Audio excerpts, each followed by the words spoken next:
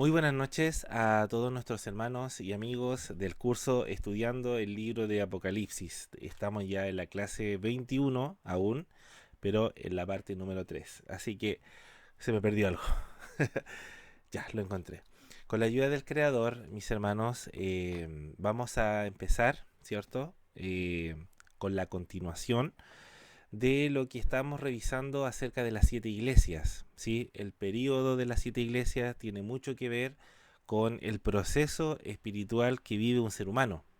Bien, nosotros sabemos que en una interpretación literal o histórica encontramos que el Apocalipsis sí tiene un mensaje en un tiempo presente, y digo tiempo presente cuando se vivió en la época de Juan, ¿cierto? Pero que tiene una connotación del pasado, presente y futuro. Bien, en esta oportunidad vamos a empezar a estudiar acerca de las iglesias que se encontraban en estas ciudades, ¿cierto? De la Capadocia, lo que hoy día sería eh, el país de Turquía, ¿cierto? Iba a decir el Imperio Otomano Turco, pero eh, bueno, el Imperio Otomano Turco, haciendo un paréntesis, sí ocupó todos esos territorios, ¿ya? El hecho de Turquía, hermanos, esto siempre lo he conversado en familia. En familia, para mí Turquía es uno de los países más misteriosos según mi apreciación, ¿ya? Turquía es un país muy misterioso, ¿sí? Y no lo digo por la connotación de brujería o la magia o cosas por el estilo, porque nosotros sabemos que esos países, los que tienen o la llevan, por así decirlo, dentro de lo esotérico y lo misterioso en el sentido de la brujería, de las artes místicas, son, por ejemplo, la India, el continente africano, eh, Haití, Centroamérica, ¿sí? Pero cuando hablamos de misterios, de otros misterios relacionados con Turquía, nos habla mucho de por qué el Creador, bendito sea, entrega un mensaje por intermedio de Yeshua, ¿cierto? A este lugar territorial, geográfico, porque haciendo cuentas, el arca de Noé, ¿sí? El arca de Noé se quedó, imagínate tú, en el planeta, con el Mabul, el diluvio, ¿cierto?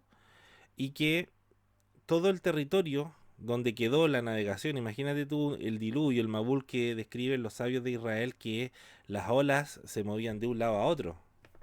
Algunos dicen que hubo una fuerza tan grande que eh, era solamente agua, ¿sí?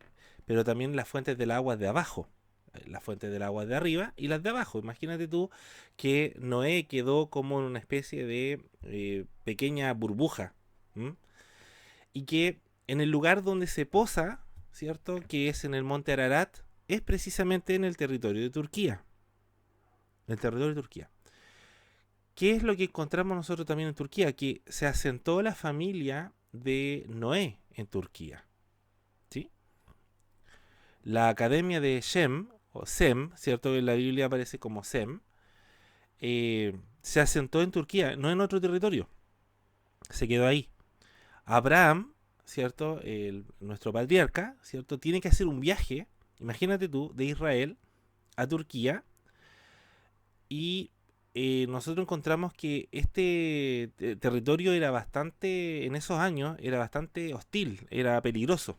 Y aún así, el patriarca Abraham, que viaja de eh, Ur o de Arán, que después se traslada ahí, y de ahí tiene que viajar, ¿cierto? A, según el Midrash, dice que Abraham viaja a Turquía, imagínate un viaje así, se demoró muchos años, a estudiar con y a conocer a sus familiares, porque de hecho Sem es familiar directo de Abraham, ¿ya? Y obviamente de Noé, y Noé estaba vivo, y Sem y Cam y Jafet todavía seguían vivos. Entonces, aquí encontramos que este lugar geográfico también da testimonio de el territorio de la profecía de Daniel, los reyes del norte y los reyes del sur. Encontramos que el apóstol Pablo también nació y se desarrolló su vida académica también allá, en Turquía. En la arqueología, uno de los lugares más antiguos se llama Göbekli Tepe, ¿sí? Este es uno de los lugares más misteriosos que tiene la arqueología, y que estamos hablando de la astroarqueología porque las ubicaciones estelares apuntaban a un lugar geográfico y que precisamente estaba allá en Turquía, Göbekli Tepe. Y encontramos que este lugar tiene las 7 iglesias del Apocalipsis, ¿sí? También hay una cosa muy particular que lo habla la profecía, ¿cierto?, de Apocalipsis en la iglesia de Pérgamo, que se encuentra en Pérgamo, y que dice que está el trono de Satanás. Entonces, el trono de Satanás era un trono de oro que algunos investigadores, por relatos de ex brujos y ex satanistas, dicen que Pérgamo es una plataforma de otra ciudad. Y esto es súper complejo de definirlo porque como una plataforma de otra ciudad quiere decir que en Pérgamo o en la ciudad de Turquía, sobre Turquía, hay una ciudad flotante. Esto, para algunos que escuchen esto, puede ser súper descabellado porque uno dice, ¿cómo ciudad flotante, hermano? Pues si estamos hablando de una ciudad que es antigua, ahora con la tecnología le puedo creer, pero antes que hubiera una ciudad flotante, de hecho existe una ciudad flotante que está en el mundo y que se aparece y desaparece según los testimonios de los sabios de Israel, que hablan de una ciudad flotante y que está en el Midrash Shemot, que es el libro de Éxodo interpretado bajo la perspectiva y visión judía, que habla de una ciudad donde vivía el rey de Zur, así se dice, que es el rey de Tiro, lo tradujeron así, y que estamos hablando de una plataforma que tenía una base en Turquía y también en Atlántida. Entonces, aquí ya entramos a estos temas oscuros, y que se dice que en este lugar de Turquía va a aparecer el antimachía. Eso es lo que dice. Ahora algunos dicen, no es que, que se aparezca el antimachía, sino que va a ser de cierta manera honrado como en ningún otro país. ¿Mm? Ustedes ven, hermano, la cultura turca con sus telenovelas o sus teleseries o seriales, son bastante buenas. Son bastante buenas. ¿Por qué? Porque tienen toda una trama y usted dice, ¿qué tiene que ver con esto? Porque la cultura, y no sé si ustedes han visto alguna película turca, siempre está relacionado con el misticismo.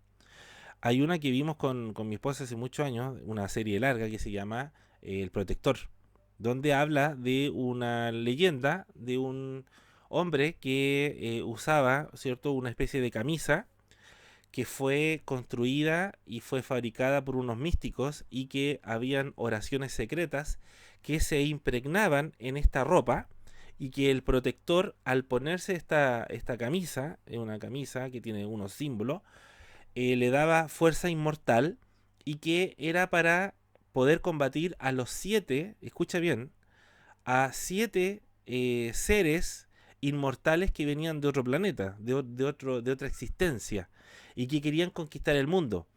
Y quien les impedía siempre de conquistar el mundo era precisamente el protector, este guardián, que tenía un arma para matar dioses, de semidioses, y que cuando tú empiezas a averiguar sobre la trama de esta serie, te das cuenta que eso lo sacaron precisamente de los estudios midráshicos que tiene el judaísmo, y que habla de la existencia de un traje especial que podía hacer al hombre inmortal. En este caso lo hizo con Nimrod. ¿Ya? Entonces, todo esto que le estoy comentando, amigos, tiene mucho que ver. Uno empieza a hilar fino ya con estos temas, y uno empieza a ver que Apocalipsis, ¿cierto?, se desarrolla precisamente en este lugar de Turquía, que en esos años no se llamaba así. Entonces, una de las primeras partes que vamos a empezar a ver son las 7 iglesias que se encuentran en estos lugares. Hemos de recordar lo siguiente. iglesias o cajales o comunidades, ¿cierto? Keilot, cajal, sinagoga, iglesia, habían prácticamente en todo el mundo antiguo. ¿Por qué el Eterno eligió para entregar su mensaje en este lugar? Bueno, hay muchas cosas misteriosas, pero ¿por qué lo eligió? Porque algunos consideran que estas iglesias eran las que tenían más baja espiritualidad o más baja categoría, ¿ya? Y que estaban ubicadas en centros de poder idolátrico, ¿sí? Bien, vamos a iniciar con el primero, que es Éfeso, que nosotros nos va a recordar inmediatamente que Éfeso, nos recordamos al apóstol Pablo, que conocía este territorio muy bien, por eso que escribió de una manera muy espiritual la carta de los Efesios. Si tú hoy día te pones a estudiar, o te pones, hermano, hermana, a leer la carta de Pablo a los Efesios, termina con un capítulo, el capítulo 6, que te habla precisamente de batallas espirituales. Entonces, Pablo no da puntadas sin hilo. Tú tienes que recordar que el apóstol Pablo, ¿cierto? La palabra apóstol no se conoce en la historia judía. ¿Por qué? Porque la palabra apóstol es una palabra que es de origen griego. Bien, entonces Pablo, cuando hablamos de Pablo o el apóstol Pablo, es rabino, ¿sí? El rabino Saúl, así se llama, ese es el nombre de él. Por eso que la Biblia le llama Saulo, Saulo, ¿sí? Saulo es Saúl, ¿sí? O en hebreo Shaul, que es el mismo nombre que tiene el primer rey de Israel, Shaul, ¿ya? Entonces, él, en todo su mensaje, termina con el capítulo 6 hablando de la guerra espiritual y habla de las zonas astrales. Entonces, alusivamente, Pablo indica que en este lugar de Turquía, que es también el lugar de nacimiento, que es Tarso, ¿sí? Él es precisamente, paréntesis, toda la historia de Aquiles, ¿sí? De Aquiles, de Ajax, de toda la mitología o de toda la historia greco-romana, habla de una ciudad muy fortificada que se llama, eh, ahora no lo tengo, ya disculpe hermano con tanta información, la ciudad de Troya, ¿sí? Troya también está en este mismo territorio. Entonces, Pablo da un mensaje que el capítulo 6, algunos investigadores dicen que el capítulo 6 es como que va eh, desencajado de los primeros 5 capítulos. ¿Por qué desencajado? Porque está hablando de algo que no está relacionado con ningún capítulo. Entonces el capítulo 6 viene a hablar de algo muy esotérico, ¿sí? Y él les dice a la iglesia de Éfeso que no tenemos lucha contra sangre ni carne, sino contra principados, y habla de toda una jerarquía espiritual, porque sabe que en el lugar de Turquía, ¿cierto? Se encuentra una de las zonas espirituales de gobierno demoníaco, gobierno espiritual. No sé, cuando digo demoníaco, hermano, a ver, no me malinterprete, pero la palabra demoníaco, en este sentido que yo lo estoy hablando, hay que un poquito sacarse el chip religioso y ponerse una actualización y después sacarse la actualización para volver a colocarse el chip religioso en el caso de algunos. Pero cuando hablamos de demoníaco, estamos hablando de daimoniu, de unas entidades que tienen autoridad, ¿sí? Que estos daimonium, de ahí viene la palabra demonio, quiere decir que tienen una autoridad, un poder que va a depender de lo que se les decrete o se les diga a ellos qué es lo que tienen que hacer, ¿sí? Entonces, muchas veces hay entes que, según el creador, dice ya, hoy día van a actuar para el mal, entonces estos seres trabajan para el mal. Hoy día ustedes van a trabajar para el bien y estos seres van a trabajar a favor de las personas buenas, pero no porque la persona tenga una comunión con ellos, no, sino que ellos solamente obedecen al creador del universo y por eso que tienen un gobierno. Cuando Dios dice, esta nación tiene que ser destruida, ellos son los que empiezan a destruirla. Entonces, esta fuerza daimónica, llamémoslo así, daimonium, es lo que después en Occidente pasó a llamarse demonio. ¿Bien?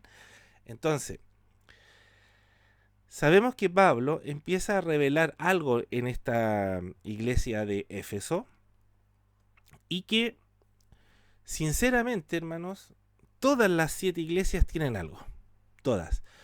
Pero el punta inicial, la partida inicial es Éfeso, que Éfeso significa deseada. Eso es lo que significa Éfeso. Deseada, o como algunos investigadores dicen, la deseada.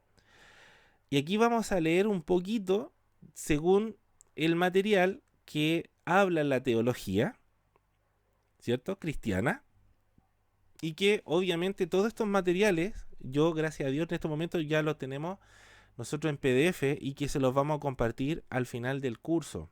Ya les voy, como le hemos dicho, todo el material se los vamos a, todas las fuentes también se las vamos a compartir, las que se pueden compartir, porque hay muchas fuentes que son orales. Entonces, vamos a leer lo que nos dice el texto, ¿ya? Éfeso, la deseada, era una de las ciudades más importantes del Asia Menor. Estaba situada al occidente de esa área geográfica entre Mileto y Esmirna, que también es otra ciudad donde también hay una iglesia en Esmirna.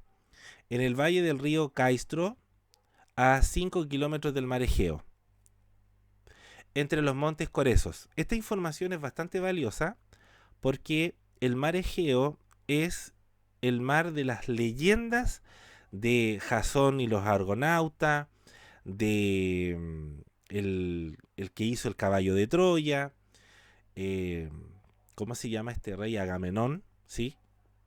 El rey Agamenón, que estos lugares, algunos lo llamaban como lugares de manifestación espiritual y de barcos o apariciones de fantasmas y un montón de cosas. Así que imagínate tú el territorio donde estaba posándose. Debido a su fácil acceso al mar, la convirtió en el puerto de Asia durante la dominación romana. Junto con Alejandría y Antioquía, era la tercera ciudad representativa en el Mediterráneo oriental, llegando a ser la más importante debido a su privilegiada posición geográfica y a su actividad industrial. Aquí nosotros tenemos que ver algo. Primero, Alejandría, bueno, ustedes saben que Alejandría no hubo solamente una, hubo como 3 Alejandría. ¿Por qué se llama así? Por Alejandro el Magno. Alejandro el Magno era un ególatra, ¿cierto? Que tenía una simpatía por el pueblo de Israel, eso es innegable. De hecho, él mandó a que rabinos judíos le hicieran una versión griega de la Torá o de la Biblia, ¿sí? Entonces, ¿qué pasa con Alejandría? Que estaban las bibliotecas más grandes de todos los tiempos, que la quemaron, por cierto. Y sugiero, para los que quieran, descargar o buscar en alguna plataforma o descargar, no sé si tenga la posibilidad de usar el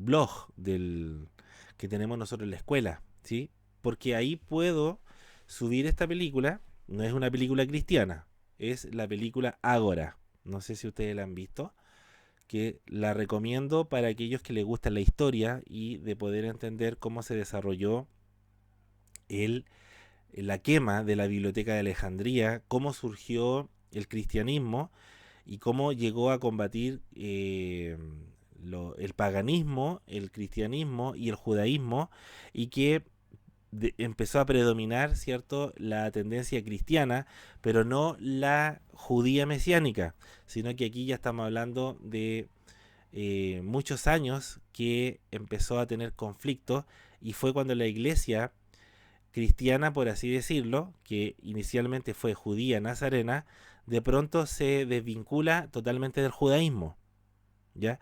Y ahí se empieza a hacer del poder que después llegó alguna vez a tener, ¿ya? Es una película que trabaja la actriz Rachel Weisz y que es una película históricamente muy muy buena, según mi apreciación. Obviamente que hay escenas muy fuertes. Habla de Alejandría y cómo quemaron, hermanos, fue una pérdida muy grande.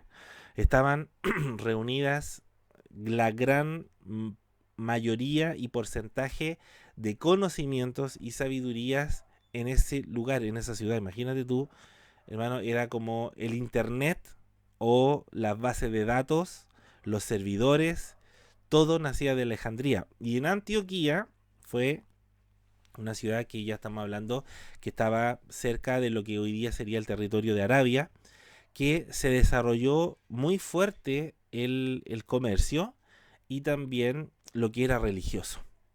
Imagínate tú, Éfeso viene a ser la tercera ciudad así de importante, ¿bien? Con tremenda actividad espiritual también. En el año 560 a.C., Creso, rey de Lidia, conquistó la ciudad restaurando el templo de Artemisa o Diana. Este dato va a ser muy importante porque también está declarado que Pablo se enfrentó a muchos adoradores de la diosa Diana. Juan, el que Dios le entrega el Apocalipsis, también hay una historia muy potente que dice que Juan estuvo orando y que hubo un terremoto y que el templo de Artemisa se partió. Esto ustedes lo pueden buscar también, hermanos, ¿ya? Dice, restaurando el templo de Artemisa o Diana, que es lo mismo, Diana para los romanos, Artemisa para los griegos, es la misma figura, que luego sería el símbolo de la ciudad. Esta conquista solo retuvo la ciudad durante 3 años en sujeción a Lidia, siendo capturada por los persas, quedando muy deteriorada y con grandes destrucciones. Años más tarde, Lisímaco, uno de los sucesores de Alejandro Magno, la volvió a reconstruir sobre el año 322 a.C. Datos muy importantes aquí, muy valiosos, hermano. ¿Ya? Cuando Juan escribió el Apocalipsis, la ciudad de Éfeso era el centro administrativo y religioso de la provincia romana de Asia. Imagínate tú. A las autoridades romanas establecidas para distintos cometidos se les conocía como asiarcas, forma que aparece en Hechos capítulo 19, versículo 31. La ciudad tenía una importancia en el mundo religioso debido a ser la principal en el culto a la diosa Diana, llamada Artemisa por los griegos, que en su mitología la identificaban con una hermosa cazadora virgen, una deidad lunar que se consideraba como la protectora de las mujeres que iban a casarse y también a las parturientas. No tengo ninguna foto, acá no puse. Bueno, les debo una foto de la imagen de la diosa Diana, que por cierto era muy grande. ¿Ya? Sigamos. A ver. Sí. En sus orígenes asiáticos era una de las distintas manifestaciones de la diosa de la fertilidad. Estamos hablando de la diosa Diana. Bien, acá hermanos, por favor, les voy a pedir que con la ayuda del Santo Bendito podamos leer atentamente y también poder intentar imaginarnos cómo fue para nuestros hermanos vivir allá, ¿ya? Fue muy fuerte el tema y es lo que la historia dice de esto. En sus orígenes asiáticos, refiriéndose a la diosa Diana, era una de las distintas manifestaciones de la diosa de la fertilidad, en cuyo culto existía la prostitución sagrada. Los romanos, como sincretistas de las múltiples religiones, habían hecho de Diana una fusión de varias diosas de la antigüedad. Diana de Éfeso tenía un marcado parecido con Astarot o Astoret, diosa principal de la fertilidad y del amor sexual y una de las principales deidades de los pueblos cananeos, que se presentaba como el complemento a Baal, cuyo culto tenía como actividad principal la prostitución. Y aquí vamos a entrar a un tema que es por qué fue una de las iglesias que el Creador le dice que ha dejado su primer amor.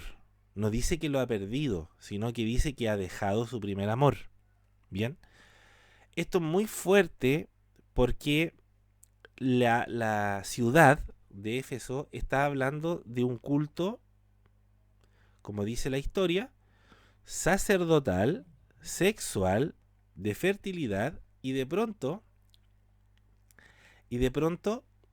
se encuentra con la espiritualidad que también se intenta fusionar entre lo religioso, lo espiritual y la prostitución.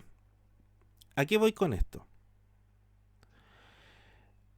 Los romanos, como dice la historia, y lo que usted está leyendo allí, intentaron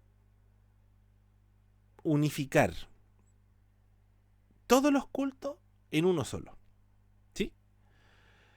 El asunto de la diosa Diana no era que alguien dijera, mira, vamos a adorar a esta estatua y que, bueno, le vamos a prender velita o vamos a hacer algún sacrificio. Sino que toda la ciudad se dedicaba a esto, a la prostitución. Yo no sé si ustedes saben, pero no quiero ser tan explícito, pero ustedes se pueden imaginar que habían sacerdotes y habían sacerdotisas.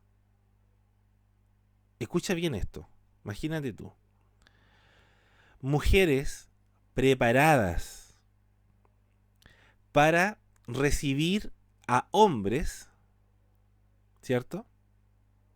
Y que de inmediato, dentro de la ceremonia, había una mujer para cada hombre y había un hombre para cada mujer que visitaba los templos. O sea, si nosotros tuviéramos que decirlo así carnalmente, los hombres y las mujeres preferían ir a estos tipos de culto. Obviamente, porque algunos matrimonios decían, vamos a ir a adorar a la diosa Diana, tú por un lado, yo por el otro, y ahí pasando de todo, ¿cierto? Pasaba de todo, total era el culto y así de esa forma se adoraba. Entonces, ¿qué es lo que ocurre con esto? Que la iglesia que se encuentra, o la iglesia que se encuentra, originalmente partió judía, y obviamente que después hubo un momento que empezaron a llamarle la atención que por qué estas personas, ¿cierto?, no hacían lo que ellos hacían.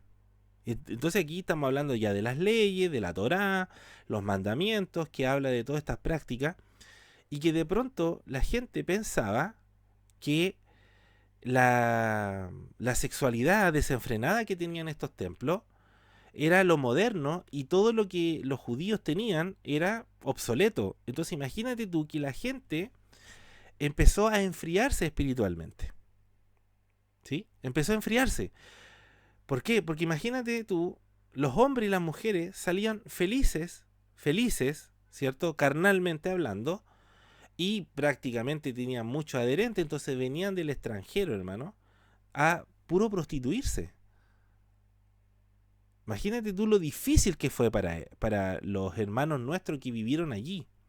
Imagínate para Pablo, imagínate para Juan, para los apóstoles, imagínate para las comunidades, ¿cierto? Porque no era solamente una comunidad, como veíamos en las clases anteriores, no estamos hablando de una comunidad física, habían muchas que estaban repartidas en Éfeso, pero de todas ellas hacían una, y hay una que les decía que se había enfriado, habían dejado el primer amor, había otras que decía que él miraba con mucho ahínco, con mucho esmero, como la gente intentaba hacer el trabajo, dice, yo sé que has guardado mi palabra, has hecho la voluntad, qué sé yo. Entonces uno dice, ¿cómo? ¿Le está hablando a una sola que se comporta de distinta manera? ¿O le está diciendo a muchas que se comportan de diferentes formas? Bueno, la respuesta es que habían muchas iglesias en Éfeso y que cada una de las iglesias tenía un tema particular que está revelado en el capítulo 2. Obviamente que aquí no lo vamos a leer porque eso va a ser tarea para usted. ¿Ya? Usted va a leer el capítulo de las 7 iglesias, y ahí usted va a empezar a escuchar estas clases y a usted le va a empezar a encajar muchas piezas y va a decir, esto ocurrió por esto. Entonces, imagínate tú, esto no te lo han explicado o te lo han pasado muy, muy por encima cuando estudian las 7 iglesias del Apocalipsis. Hablan, sí, el culto a la diosa Diana, eh, adoraban a la diosa Diana. Pero si a ti te dijeran que del momento de entrar al puerto, de entrar a esta ciudad, ya todo era un entorno de prostitución, porque Pablo se encuentra y lucha, ¿cierto?, con algunos que practicaban eh, la parte del ventríloco, ¿ya? También se daba aquí, y que obviamente la gente defendía el culto a la diosa Diana porque tenía la sexualidad a flor de piel. Estamos hablando de una energía y un poder que era uno de los centros de la prostitución a nivel mundial, hermano. Y que era permitida. Y no era mal visto por la gente de la ciudad. No era mal visto. El tema es que la gente no te explica que la gran mortandad que la ciudad empezó a tener, precisamente por enfermedades de carácter sexual, fue increíble, hermanos. Imagínate tú los nacimientos o los embarazos que allí ocurrían. Obviamente que todo eso servía para honrar, ¿cierto?, con fuego los cultos de la diosa Diana. Hay algunos que defienden, que dicen, no se sacrificaban niños. Bueno, cuando tú empiezas a estudiar bien el culto a Astarot, Diana, Cibele, la patrona, la Madonna, todas esas vienen de allá. De hecho, la palabra Madonna viene de también, bueno, una palabra italiana, ¿cierto? Pero esta ciudad de Éfeso era greco-romana, por lo tanto, la señora o la patrona, estamos hablando de Artemisa o de Diana, que es, y tú puedes ver que habían mujeres que se dedicaban a esto, y obviamente cuando tú empiezas a ver las fotos de la imagen o la estatua de la diosa Diana, se le ve a una mujer con muchos senos, ¿sí?, con mucho seno en todo el cuerpo. Eso no es atractivo para nadie, diría alguno. Pero cuando vemos que la gente cuando miraba la estatua, porque era de muchos metros, imagínate tú que veían en forma fálica una forma de mujer, entonces ya empezaba a despertar el deseo inmediatamente. Por eso que cuando ocurre el milagro que se cuenta en la historia, que Juan oró y que hubo un terremoto y que la ciudad se partió y la estatua se derrumbó y el templo quedó partido, imagínate tú lo que eso significó. Entonces, acá, hermano, estamos viendo que se intenta, o Dios, ¿cierto?, a través de su Hijo, nuestro Mesías, intenta entregar un mensaje precisamente porque una de las cosas y uno de los problemas que nosotros tenemos en nuestra espiritualidad es precisamente la sexualidad. Yo no sé si tú has hecho un curso cristiano de Apocalipsis y esto lo pasas por encimita, ¿ya? Esto no, ni siquiera te lo van a contar.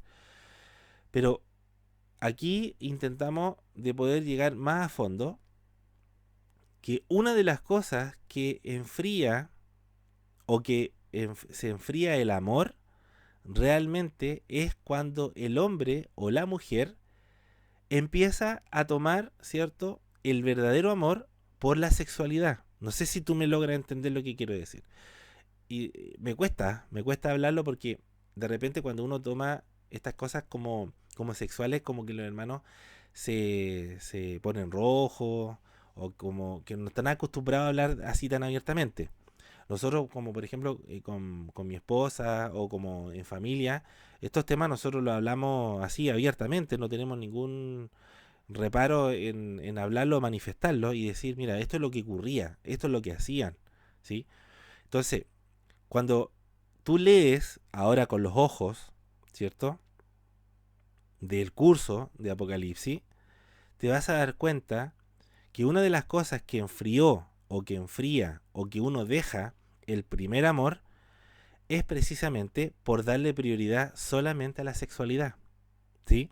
Y esto ocurre muchas veces en matrimonios o personas que están solteras, que el verdadero amor, el amor, como lo dice, ¿cuál es el primer amor? El primer amor está revelado en la carta, o sea, perdón, en la profecía de Jeremías, capítulo 2, donde dice, yo me acuerdo del amor de tu juventud. Claro, la traducción lo pusieron el amor de tu juventud, pero dice primer amor.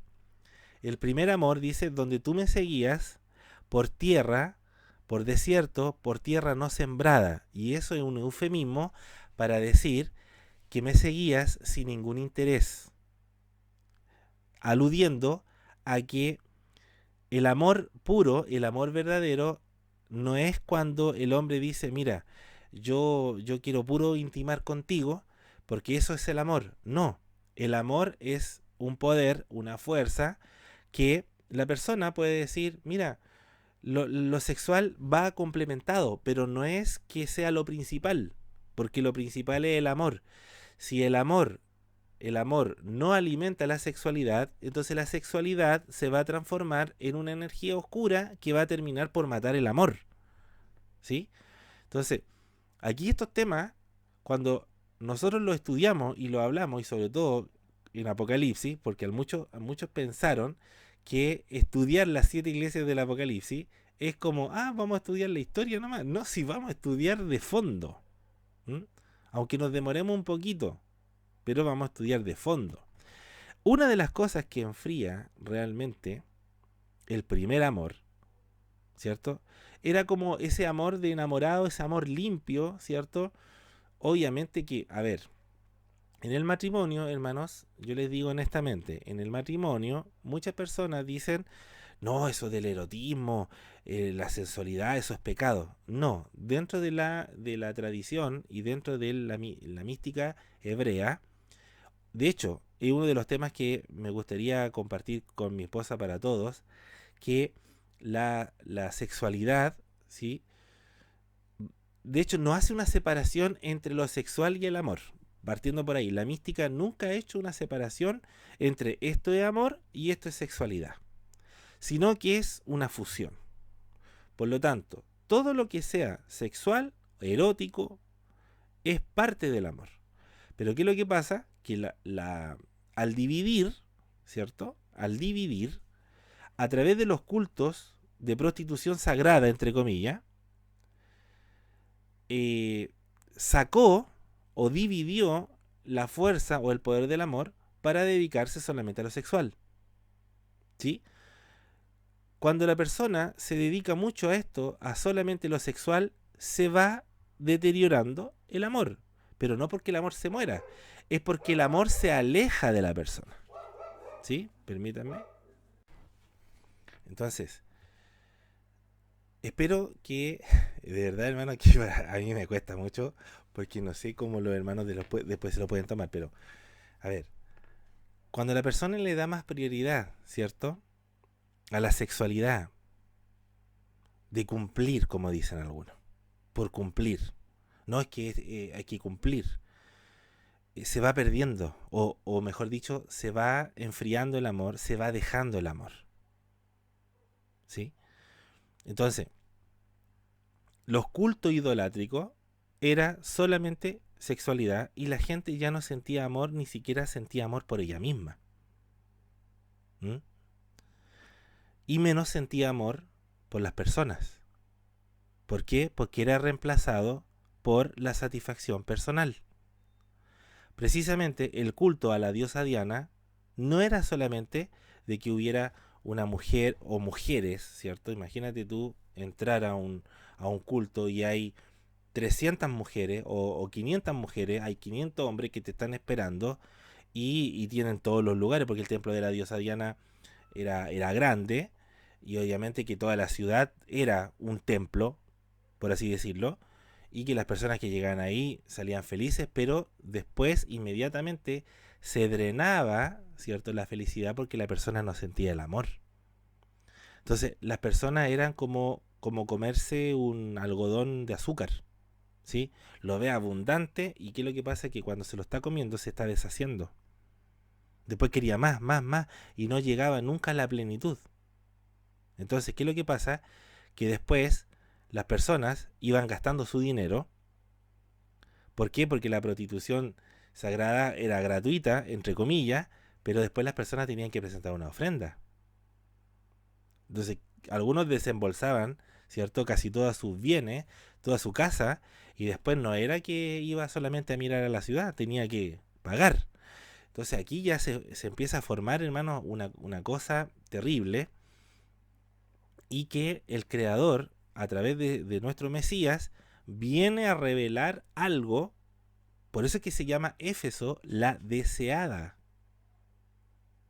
Y ahora esto es muy paradójico, porque es precisamente Yeshua le dice a su iglesia, Éfeso, la deseada, que el Mesías desea, ¿cierto?, entregar amor. Por eso que le habla del primer amor. No sé si logramos entender esto. O sea, habla de un amor, habla de una intimidad, ¿sí? Habla de una intimidad. Entonces, ¿qué nos viene a revelar ahora a nosotros la iglesia de Éfeso? Una de las principales causas que, por eso que Dios dice, a través del Mesías, yo tengo contra ti que has dejado tu primer amor. Por tanto, dice, busca, indaga en las primeras obras. Búscate, examínate, para que vuelvas a el primer amor. ¿Por qué? Porque ya después la gente servía, ¿cierto? En la iglesia que estaba en Éfeso, servía a Dios como un compromiso, como solamente decir yo hago esto por cumplir. Es como cuando la esposa, ¿cierto? Yo digo a nivel general, cuando las esposas tienen esos maridos que dicen, mira, yo la verdad que yo no te amo, pero voy a tener sexo contigo, pero la verdad es que yo no te amo. Y el hombre dice, a mí no me importa, yo quiero tener sexo, y la mujer va acabándose por dentro y el hombre también se va acabando. Entonces, ¿qué es lo que pasa? Que Jesús, nuestro Mesías, Yeshua, Hamashiach, le dice a la iglesia, eso te está pasando a ti, me estás viendo a mí como que yo fuera un hombre que lo único que quiere de ti es cumplir. Yo quiero que tú me ames así como yo te amo a ti. Que no sea por cumplir. Que no sea como la esposa que al marido, ¿cierto?, le cumple y no pone límite y dice, no, ¿sabes qué? Yo no me voy a prestar para esto, yo no tengo deseo, no quiero hacer el amor, no quiero tener sexo contigo, por lo tanto, no me obligues. Entonces Jesús viene a decirle a su iglesia que está allá, no me veas a mí como ese tipo de hombre, para que pueda hablarlo así, de esta manera. No me veas como que yo te estoy a ti pidiendo algo como por cumplir. Porque dice, yo conozco tus obras, tu arduo trabajo, sé que has tenido paciencia, has luchado, pero no lo hagas como por cumplir conmigo. ¿Me entienden? Entonces, muchas veces hoy día vemos que en las iglesias o en las congregaciones hay una frialdad, no hay una intimidad, ¿sí? Llamémoslo así. Recuerdo haber compartido muchas veces la palabra shefijá en hebreo, ¿sí? Cuando la escritura dice, y derramaré mi espíritu sobre toda carne, sobre toda criatura, y derramaré mi espíritu, dice. Bueno, cuando la palabra en hebreo dice derramaré, en hebreo dice shefa, aunque dice más, como se dice más abiertamente, dice shefija, que viene de la palabra shefa, ¿ya? Voy a decirlo de esta manera, pero no me lo tomen como que es degenerado ni nada por el estilo, ¿sí? Shefa, podríamos decir que es un fluido, ¿ya? Obviamente es un fluido, una esencia espiritual, ¿ya? Una esencia espiritual. De la misma forma como el semen tiene vida, tiene espermatozoide, lo mismo pasa con como el óvulo, ¿cierto? También tiene una vida, una energía. De la misma forma, para que eso se llegue a dar, tiene que haber una intimidad, ¿sí? Les pido disculpas por el ruido ambiente, hermanos, que justo se ponen a esta hora.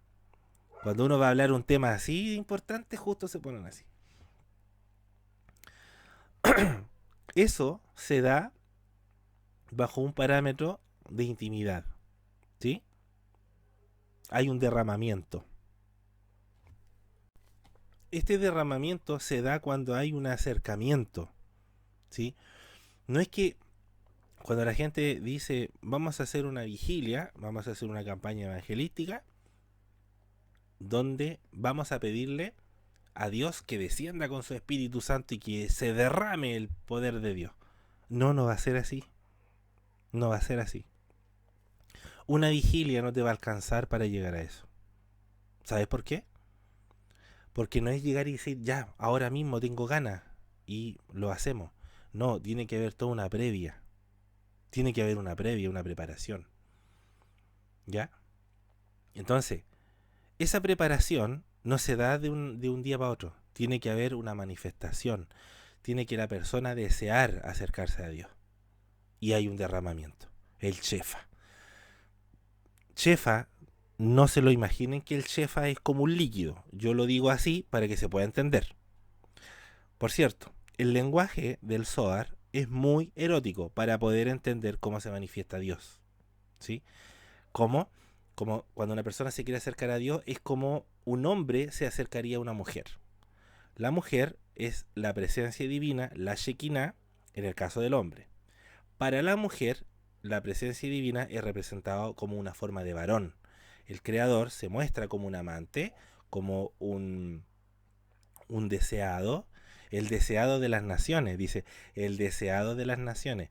La gente cree que está hablando como el deseado, sí, como el deseado. No, el deseado de intimidad, ¿sí? Por eso que dice que las naciones desearán al Mesías, porque lo intentarán buscar y estarán dispuestos como cuando una mujer ve a su ídolo, ¿sí? A su cantante favorito, y que se ha pasado miles de rollos con él, y dice, este es mi cantante favorito, oh, cómo me gustaría tenerlo como esposo. Lo mismo pasa con el hombre cuando ve a una cantante, no sé, que le gusta, y uno dice, oh, yo fuera el marido de ella, o ella fuera mi señora o mi esposa. Esa forma, ese tipo de deseo se refiere cuando venga, ¿cierto? Un deseo de acercarse al Mesías y que va a hacer. Las naciones tendrán un deseo, así como el deseo que tienen las mujeres por un ídolo, ¿cierto? Por un cantante, y lo mismo pasa con un hombre, ¿cierto? Cuando desean acercarse a Dios, que lo ve como la presencia divina, como una mujer. Entonces, cuando nosotros vemos que este derramamiento del Espíritu es precisamente porque tiene que haber amor, ¿sí? Eso es lo que Yeshua le dice a la iglesia, a la cajal. Recuerden, hay muchas cajales dentro de Éfeso, pero él las junta todas para entregar un puro mensaje, pero cada cajal tiene su respectivo versículo, por así decirlo. El versículo 1 para una cajal, el versículo 2 para otra cajal, un versículo 3 para otra cajal, el versículo 4 para... Así está constituido. Entonces, una de las cosas que a nivel general les dice, has dejado tu primer amor. ¿Por qué el Creador nos viene a revelar esto? ¿Por qué Yeshua dice, tengo contra ti? Dice que tengo algo que rivaliza contra mí. No es como tomarlo algo a la ligera. Dice, por tanto, arrepiéntete. Arrepiéntete en hebreo es teshuvá, que significa retornar al origen. O sea, retorna al lugar de donde caíste. ¿Sí? Acuérdate el día que tú dejaste de hacer esto. Recuérdalo. ¿Cuándo fue que tú me dejaste? Ahora, no es como un amor, ¿cierto?, posesivo, sino que en el trasfondo espiritual es como que Yeshua le dice a su novia, ¿cuándo fue que tú me dejaste? ¿Cuándo fue que tú me dejaste de amar? Es como cuando se terminan las relaciones, ¿cierto? Que Dios nos libre, ¿cierto? Pero cuando se terminan las relaciones, llega un punto que la mujer o el hombre le pregunta, ¿cuándo fue el día que dejaste de amarme y que te interesó a otra persona? Dímelo. Y, oye, escúchame bien lo que te voy a decir, hermano, hermana. Yo creo que esa es la respuesta, esa es la pregunta más fatal que puedes hacer, y la respuesta que vas a recibir es el doble o triple de fatal.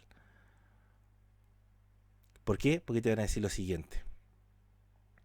¿Sabes cuándo fue el día que yo dejé de amarte? Fue el día que yo conocí a tal persona y la conocí en este lugar. Y tú dices, pero ¿cómo fue en ese lugar? Sí, ese fue el lugar. Ahí empecé a conocer a esta persona y empezó a atraerme. La pregunta es, ¿empezó a atraerte desde ahí o el asunto ya venía de atrás? Porque claro, porque si tú estás enamorado, hermano, hermana, si tú estás enamorado, a ti se te puede presentar la mujer más espectacular del mundo. Y a lo mismo pasa a la mujer. Se le puede presentar el minazo de hombre. Claro, guapo, atractivo. Pero cuando una mujer está enamorada, ¿sabes qué? Mira al hombre y dice, sí, es bonito, encachado, es guapo. Cualquier mujer podría estar con él. Pero a ella no le pasa absolutamente nada. Y si le pasa algo a ella, es porque tiene un problema a ella. Por qué le tembló el piso? ¿O por qué le movió el piso? Porque no está edificada su casa, espiritualmente hablando, y su amor también no está edificado, ¿cierto?, sobre algo sólido, sino que está en el aire, está inestable. Pero esa inestabilidad no viene de un día para otro. Entonces, por eso que viene Yeshua a decirle a la Cajal de Éfeso, le dice, recuerda el día, escúchame bien, esto es fuerte, recuerda el día cuando dejaste tu primer amor. Esta es una pregunta, hermano. Mira, esta es una pregunta, imagínate tú, de pareja. Porque eso es, por hermano. Yeshua le está diciendo, has dejado tu primer amor. Eso es yo, lo que a mí me duele. ¿Ah? Claro, cuando uno lo lee literal, dice, tengo contra ti, uno lo primero que se imagina, están a punto de agarrarse a combo. No. Lo que pasa es que la fraseología griega, no sé si ustedes lo saben, pero la fraseología griega y la romana, como que el asunto del amor no era tan así. Como que no tenían un lenguaje como muy romántico, digámoslo de esa forma. Así como los franceses, porque ustedes, los franceses, tienen un idioma que aunque te digan garabato en francés se escucha bonito. Bueno, hay un idioma que cuando se tiene que hablar del amor, obviamente que los tonos son distintos, pero claro, cuando uno lo lee y dice, pero tengo contra ti que has dejado tu primer amor, es como que uno lo interpreta como que le está diciendo, oye, yo tengo contra ti, estoy enojado, quiero pelear contigo. No, hermano. La fraseología hebrea, dentro de esta traducción griega, es, tengo una preocupación contigo. ¿Me entienden? ¿Ya? No es como contra ti. Tengo una preocupación, tengo una duda contra ti. ¿Has dejado tu primer amor? O en otras palabras, tengo algo que decirte que me inquieta. ¿Cuándo fue el día que dejaste de amarme? ¿Cuándo se fue ese amor cuando nos conocimos? ¿Te acuerdas cuando nos conocimos? Me vibraba todo. te vibraba a ti, te vibraba todo de ti. Tu corazón, tu cuerpo, tu estómago, tus piernas, todo te vibraba. La cabeza, el pelo, todo, la uña, todo te vibraba. A mí, cuando yo te veía, me vibraba hasta el cinturón, me vibraba hasta el reloj, me vibraba. Recuerda eso. ¿Cuándo fue que dejaste de amarme? Yeshua le está diciendo, por eso dice, yo conozco tus obras, antes de decirle eso, yo conozco tus obras, tu arduo trabajo. ¿Por qué se lo dice así? ¿Por qué no le dice, has dejado tu primer amor? Y después dice, yo conozco tus obras, tu arduo trabajo, has trabajado arduamente por amor de mi nombre. ¿Por qué le dijo primero al revés? ¿Por qué le dijo, yo conozco tus obras, tu arduo trabajo? ¿Y por qué después le dice, has dejado tu primer amor? Por algo muy sencillo. Porque todas las obras, todo el amor, toda la dedicación, solamente la Cajal lo estaba haciendo por cumplir. Ahora esto, Yeshua se lo dice en ese tono. ¿Por qué me ves a mí como un hombre que abusa de ti? ¿O por qué me ves a mí como un hombre o como un ser, digámoslo así, como un ser que lo único que quiere de ti es eso? Yo te quiero amar. Yo te quiero amar. Te has dedicado solamente a lo externo, como que yo fuera el que te está diciendo a ti que tienes que hacer esto, como que eso fuera mi prioridad. Mi prioridad es el amor. Pero por eso que le dice primero, has dejado esto. O sea, le dice, yo conozco, yo conozco. Conozco en hebreo es conocer, ¿cierto? Da'ati, conocer, viene de da'at, conocer, que también significa unir. No sé si ustedes saben, pero la palabra da'at es conocimiento, da'at, pero cuando usted le quita una letra, se forma la palabra dat. Y dat significa religión. Escúchame bien. Da'at tiene una letra, o sea, Da'at tiene tres letras, una Dalet, una Ayin y tiene una Tav.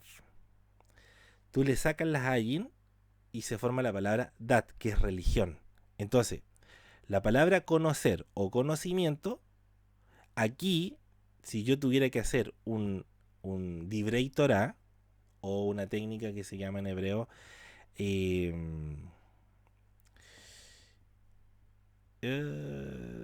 digámoslo así, Divrei Torah. Divrei Torah es cuando yo empiezo a hablar de la palabra de la Torah y le voy sacando algunas cosas para poner otras.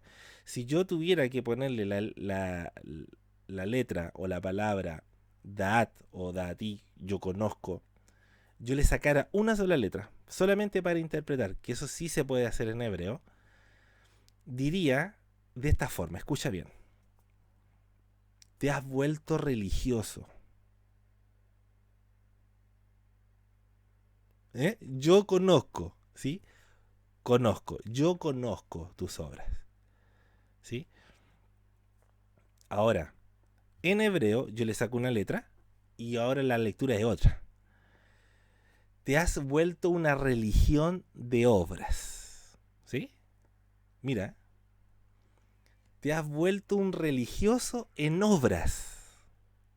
No, esto es para sepultarte, hermano.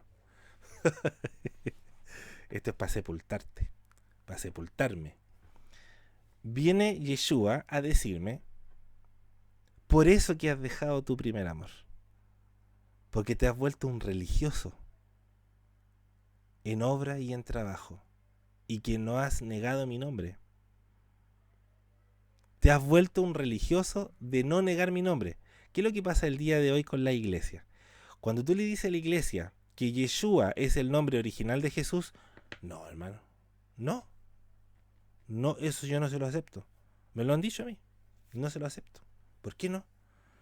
Porque Jesús se llama Jesús. Y punto. No, pero si él se llama Yeshua, es el nombre de él. Bueno, Yahoshua se llama. Ben Joseph, hijo de José, o Ben Miriam, el hijo de María. No, hermano. Eso yo no se lo aguanto a usted. Se llama Jesús. Bueno, dice, yo conozco tus obras y tu arduo trabajo, y dice que no ha renegado mi nombre. ¿Sí? No ha renegado mi nombre. Cuando yo a la palabra da a ti, o da de conocer, le quito una letra, entonces, bueno, esto de quitar letras en hebreo se da comúnmente para descubrir nuevos mensajes. ¿Eh? No es que yo le esté... Cuando la gente dice, hermano, pero la Biblia dice que si usted le quita una letra, una palabra a la palabra, usted va a ser un maldito. No, a ver, cuando yo le quito una letra para omitir un mandamiento, y que lo está hablando en los 5 primeros libros, obviamente yo no le puedo quitar ni siquiera una letra. Aquí estamos como que estamos destapando o sacando una piedra para ver qué es lo que hay allá y después volvemos a colocar la piedra. Bueno, resulta que cuando tú levantas la piedra, resulta que hay un tesoro. Saca el tesoro y vuelve a colocar la piedra. Eso es lo que estamos haciendo. Entonces imagínate que lo que te está diciendo Yeshua, te has vuelto un religioso y no has negado mi nombre. Escucha bien. Significa que te has vuelto una persona que no ha negado su nombre. ¿Cómo no ha negado? Porque te has vuelto religioso. Tú has dicho que yo me llamo Jesús y nada más que Jesús. Pero yo también tengo un nombre verdadero, Yeshua. Entonces te has vuelto religioso, no me has querido ver. ¿Por qué? Porque al momento de aceptar que Jesús es Yeshua, inmediatamente tengo que entender todo el contexto hebreo de Jesús, pues, hermano. Y eso es lo que perdió la Cajal del segundo siglo, que dijo, no, yo no quiero saber de judíos, para mí es Jesús. Entonces, claro, eso enfrió el amor. ¿Sí? Eso enfrió el amor. Entonces, cuando nosotros empezamos a estudiar, hermano, el Apocalipsis realmente como debe ser, dice, caramba, hermano, yo no me imaginé que era así, hermano, esto. Claro que no, po.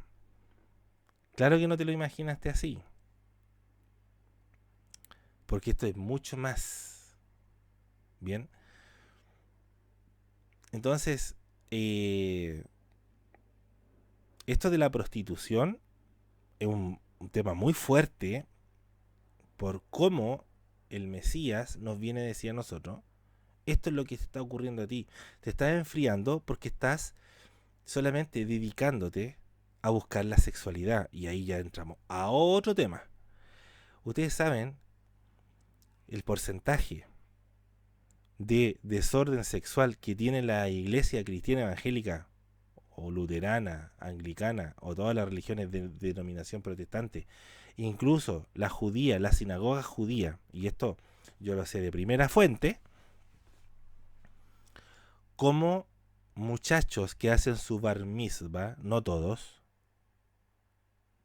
yo, como les dije un día, trabajamos con mi esposa en una empresa que la dirigían judíos. Entonces, por ahí nos topábamos con mucha gente que practicaba la religión judía o que sus padres eran judíos y que ellos iban al Shabbat nomás. Y una vez me contó uno de estos muchachos, me dijo, así que tú eres judío, me dijo. Y yo le dije, pero no como tú.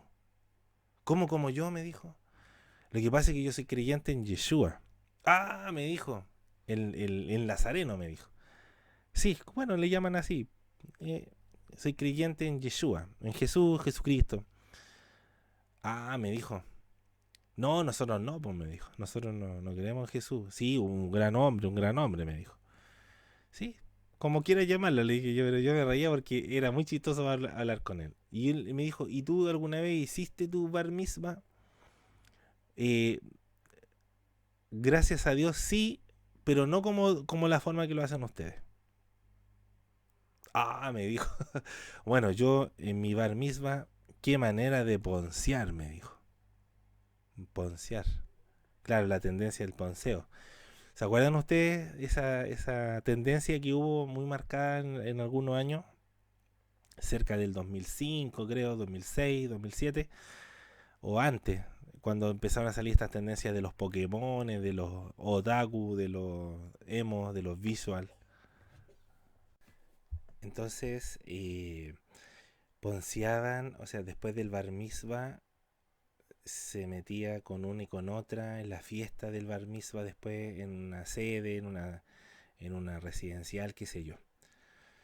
Fui testigo también de cómo después del Shabbat, ¿cierto? En comunidades judías mesiánicas, después algunos jóvenes preparándose para ir a la discoteca a tomar, fumar y bailar. En las iglesias evangélicas también ocurría eso. El día sábado también, yo también fui testigo de todo eso. Cuando vi que se estaban organizando, te paso a buscar, nos juntamos, y después se sabía de las cosas que pasaban. Entonces, cuando nosotros tenemos este tipo de manifestaciones es porque no hay un amor a Dios, ¿ya? El amor a Dios viene porque no lo conozco, o sea, el amor a Dios viene porque le empiezo a conocer. Cuando uno está enamorado o cuando uno le gusta a alguien, ¿cierto? Uno está enamorado y se interesa en saber lo que le gusta a la otra persona y lo que no le gusta, le desagrada para no cometer ningún error, qué sé yo, ¿cierto? Uno busca eso y empieza a enamorarse. Acá, en la relación hacia el creador, la gente no lo ama porque no lo conoce. ¿Y por qué no lo conoce? Porque ha mirado como religión este dat, este conocimiento. Entonces, mis queridos hermanos y amigos, de verdad que ha sido una tremenda bendición. Vamos a continuar en la clase 21, parte 4, hablando de la iglesia de Éfeso, y después vamos a pasar a Esmirna y así a todas las demás. Vamos a descubrir cosas muy, muy interesantes y muy fuertes. ¿Ya? Así que un beso y un abrazo para todos.